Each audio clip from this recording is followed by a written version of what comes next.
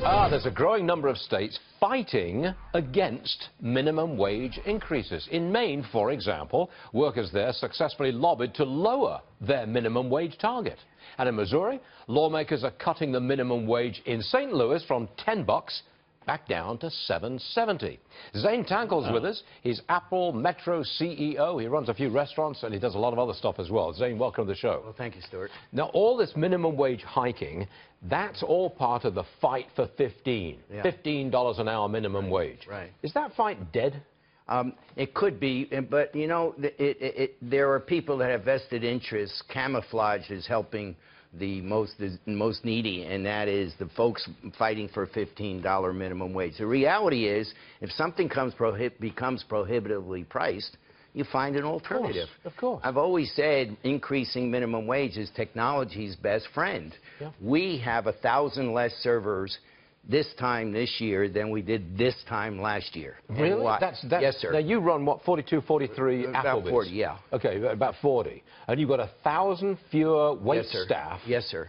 So what you do nowadays is you employ technology. Yes, sir. And you have runners from the kitchen to the table. That's how you do it? You know the business, yes. Well, I've been to Newark Airport. I mean, I say this constantly, and that's what you see. We're not quite Newark Airport because that's really impersonal, people passing through.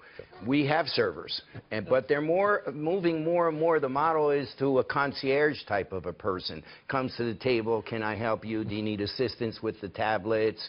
Can I get you anything immediately? And making people feel warm and comfortable, so that the model now that we're heading towards, where we had one server for 3 or 4 tables, we're moving towards one server for 10 tables, eliminating about 2/3 of our labor ultimately. But it's because of the Cuomo, de Blasio, the liberal agenda.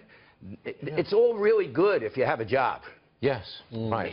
If you don't have a job, they can get... You're a youngster. You want to get your first foot on the rung of that ladder going up the food chain. Stuart, if you don't have a job, $100 an hour doesn't help you a whole lot, does it? Well said. Well said. Right? I've got to move on to something else, because you don't just run restaurants. Correct. You do all kinds of things, including trade oil. Yes, sir. You're big in the oil patch. Yes, not trading. We have an oil services company that supports the rigs and in the basins right now. So what do you make of this story in Barron's magazine where they're suggesting $60 a barrel for oil by the end of the year? I don't think there's a chance of that happening. What say you, though? Well, you know, the reality is we've been lifting rigs. There's probably 3 times as many rigs up and running now as there were this time last year. Just the opposite inversion of where I am with labor. Rigs have been coming up. Yeah, we can lift oil in the United States out of the basins now, the Eagle Ford, the Permian, for about $25 a barrel. We can lift oil.